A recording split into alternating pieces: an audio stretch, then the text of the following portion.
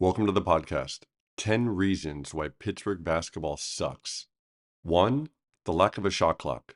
I already did a podcast on this where I went into greater detail, but stall ball, lack of decisions, it stunts growth, period. I'm not going to get too far into that area, but I will say that it's arguably the most important. And the biggest or second biggest reason why the basketball IQ here isn't very high. So hustle is understood from the common fan, being tough is understood from the common fan, but not much else other than scoring. Fans understand scoring. Come on, Johnny, go, Cindy, shoot it, shoot it. The amount of times you hear that from the crowd. So fans understand hustle, toughness, and scoring. That's it. So the shot clock, that one thing, the lack of having it, has stunted the mental growth and understanding of the players, who then get older and become fans, parents, coaches, referees, and the basketball IQ never really increases. So the players on the floor and a lot of the audience, they end up experiencing a dumbed down version of the game, as if it's indoor football. Reason number 2, football mentality. Some of the coaches used to coach both and or model their style and philosophy after football.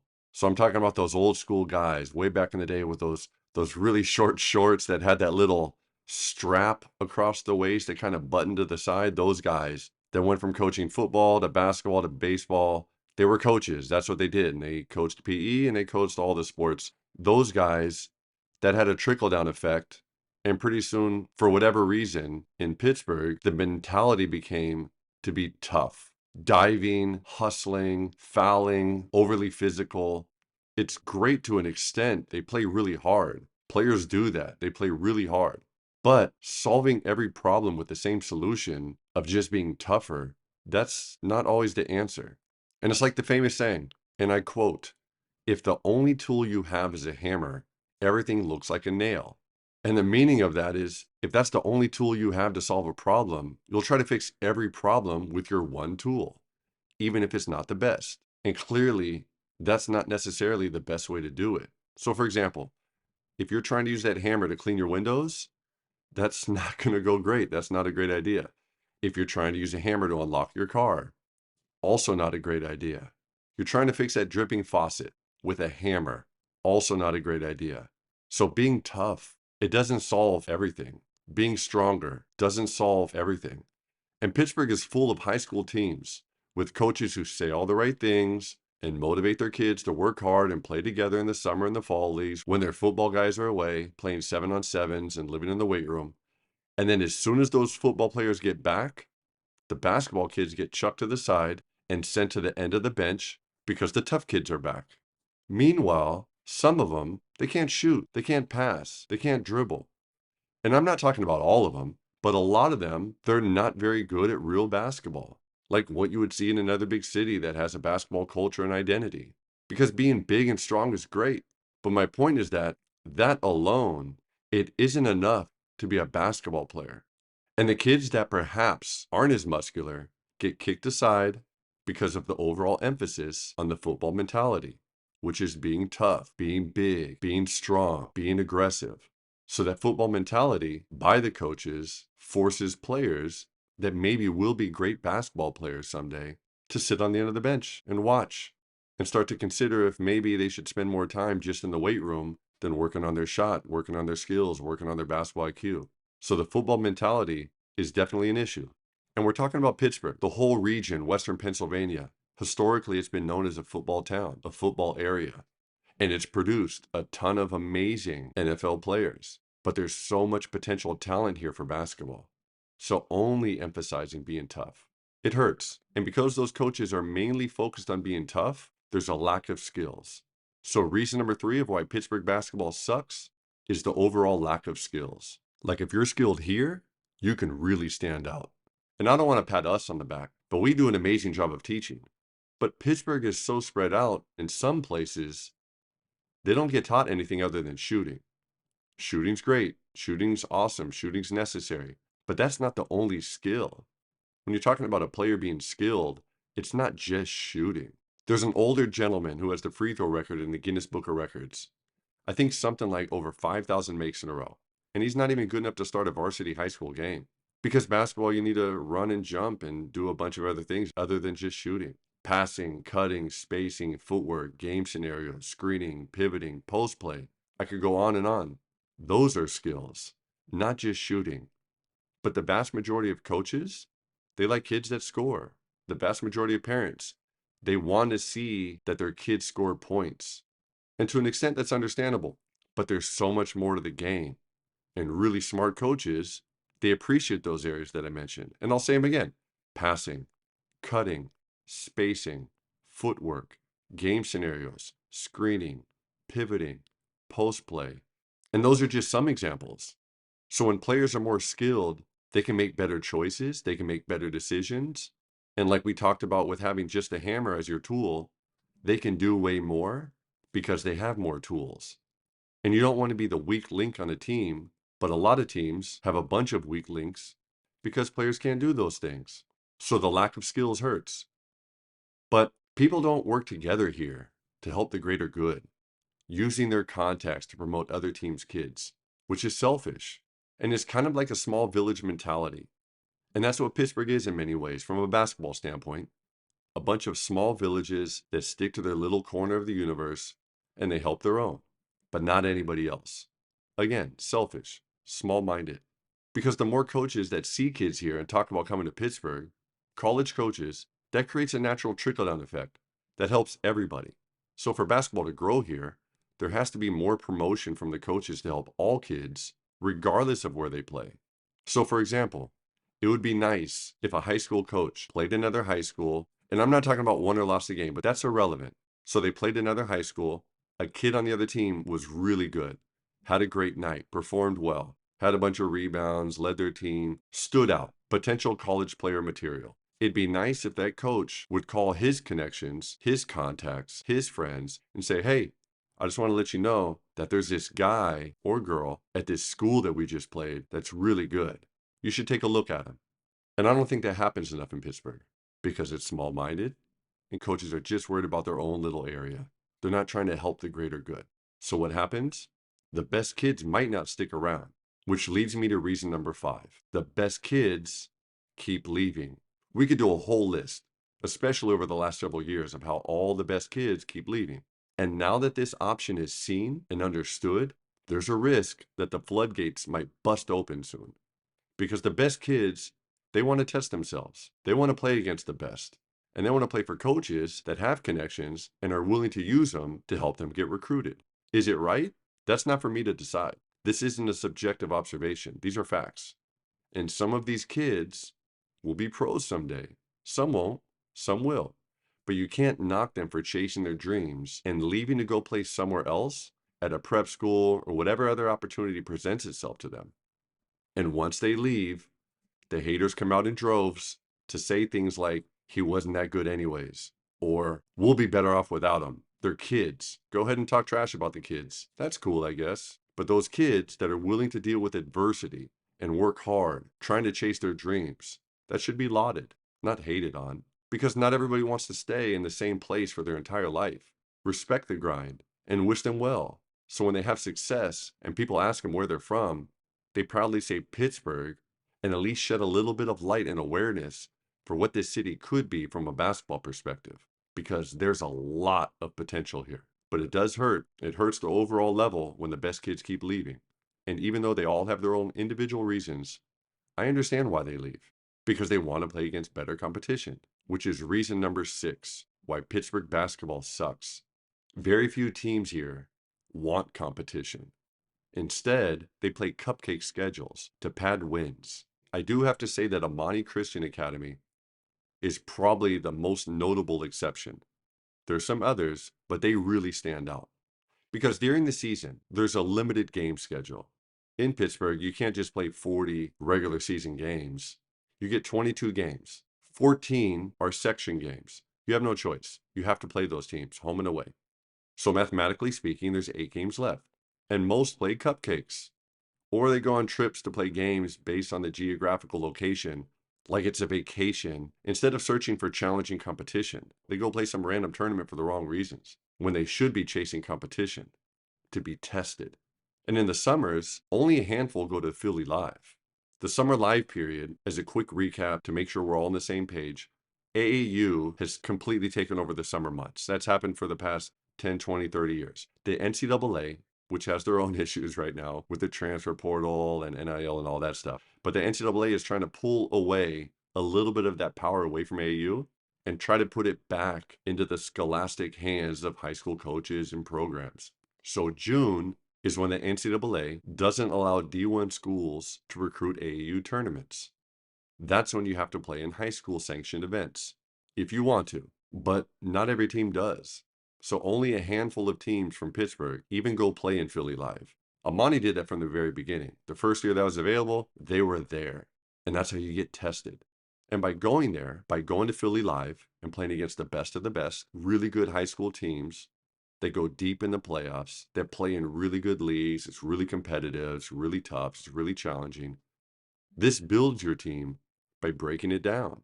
Being battle tested in Philly, it shows you your weaknesses and it exposes areas that you need to get better at. And this is uncomfortable, extremely valuable, but uncomfortable. But the wins or the losses in the summer, they don't mean anything.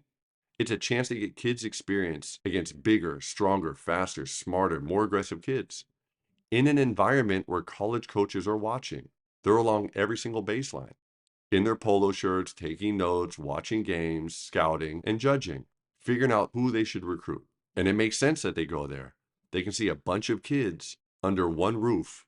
So the chance to compete against bigger, stronger, faster, smarter, more aggressive kids, that helps you. Because if you want to advance deep in the state playoffs, you're going to face some of those teams anyways. So you might as well measure yourself now so you can prepare to beat them when it matters most. But the mindset of avoiding competition, that's what really stands out to me. Coaches would rather beat a couple crappy teams, with all due respect. They'd rather beat a couple crappy teams in some random local holiday tournament and get a couple wins instead of facing some real competition, even if it means driving for a couple hours. Pittsburgh geographically is close to so many other areas. You can drive to West Virginia, Maryland, Ohio. They aren't that far away. So the good teams, they get used to playing and winning games that don't really test them, and then they struggle in the state playoffs. It happens every year. And people complain, oh, those schools recruit, they have more talent, and all kinds of other excuses. But the eastern side of Pennsylvania consistently beats up on western Pennsylvania. So those teams, the Pittsburgh teams, might have a good year in Pittsburgh, playing a bunch of cupcakes, and then struggle and get sent home in the playoffs. More on that later. But Amani's been doing it from day one. Respect to them. And as the kids say, they want that smoke. And from my understanding, that means they're willing to stand up and compete. Correct me if I'm wrong in the comments. But everybody in Pittsburgh, they talk trash. They hate on Amani. But they legit really try to help kids move on and go play in college. They say that, and they do it. They're not perfect. They have their flaws. But they've made an announcement. We want to help kids move on to play college basketball. They know how to play the game within the game and promote their players. And they promote their players like crazy. They're constantly having college coaches stop by practices, and they promote it. They're loud. They're proud. They want people to know what they're doing. And it works. More kids want to go there. More kids want to play there. Kids see that stuff on social media and want to be a part of their program because they also want to play in college. Sometimes kids leave, but new kids always show up, and the cycle continues. They consistently promote. And it's a tiny, dumpy gym, and I respect it. I like it. It's gritty. That's where the work gets done. Kids know they got to grind in there. If they ever want to play in those big, nice, shiny arenas, you got to grind. So I respect it. As a matter of fact, we used to do skill sessions there. Way back in the day, the coach, he sought us out, contacted the scoring factory. They wanted us to come and teach. He wasn't too proud to ask for help. And he didn't have an ego that felt threatened from outside people coming in to help, which is rare here. Very few coaches would do that. The smart ones do. And I don't want you to think that everybody here is wrong. There's some very good coaches here. But I do want to stress that those with an ego too big to accept outside help, they stay stuck in their lane. So the smart ones, they seek out help. They want help. They're open. They'll do whatever it takes to help their program. And they embrace all the help they can get because an outside voice provides a different perspective. So reason number 7 why Pittsburgh basketball sucks is outdated teaching and concepts. Nobody knows everything. And just like the famous saying, the day you stop learning is the day you stop growing. And there's several variations of that saying, but it's very true. A lot of coaches here are too proud to continue their education and go to coaching clinics. And because of that, they know what they know and they do what they've done, even if that's been the same exact thing for the past decade or more. Same drills, same plays, same practice plan, and basically the same schedule. They just keep doing it over and over and over and wonder why the game doesn't grow. Because you have to keep in mind that basketball evolves, the game changes. Coaches that watch more college games or European games, not as fans, not because they have a couple bucks on who's going to win between UNC and Duke, not as fans, but they watch the games as if they're scouting and really looking at the details. Instead of just following the ball back and forth with their eyes, like somebody that doesn't understand the game, maybe like you're watching tennis, they're looking at the details. Those coaches that do that, they gain a different perspective. And if they're even smarter, they write down some notes and quote unquote steal some concepts and principles that might apply to their own team. And stealing, borrowing, however you want to phrase it, that's what the best coaches do. You look around left and right, figure out what works, and apply it to your team. There's high school coaches in Pittsburgh that don't know what a go screen is, for example. There's coaches here that don't know what a Spanish pick and roll is. There's high school coaches here that don't let their players throw one-hand passes because that wasn't done 10, 20, 30, 40, 50 years ago. And that wasn't allowed by whoever taught them because they haven't gotten outside of their own environment enough to learn from what's going on in the bigger outside world of basketball. And back to the lack of a shot clock. Maybe in their defense, they haven't needed to grow as coaches because they can always just say reset and have their kids run the same play over and over and over again because there's no shot clock. And the crazy part about that is that there are multiple WPIAL schools that already have shot clocks installed. They're already there. The equipment's in place. It's already attached. And the WPIAL should let those home teams turn them on for non-section games. Give it a shot. Let people get used to it. But too many rules, too many regulations, I guess, which takes us to reason number 8, why Pittsburgh basketball sucks. The WPIAL doesn't mean anything. In the greater scheme of things, the WPIAL doesn't mean anything. First of all, the board penalizes kids that transfer with a blanket ineligible. Then, inevitably, a couple weeks later, the PIAA, it overturns it, and the kids get to play. It's a joke. But winning a WPIAL doesn't mean anything outside of the WPIAL. Nobody else even knows what those letters stand for. There's people here that don't know what those letters stand for. And for a lot of coaches here, that's literally the end-all be-all for their thought process. They can care less about state playoffs or anything else.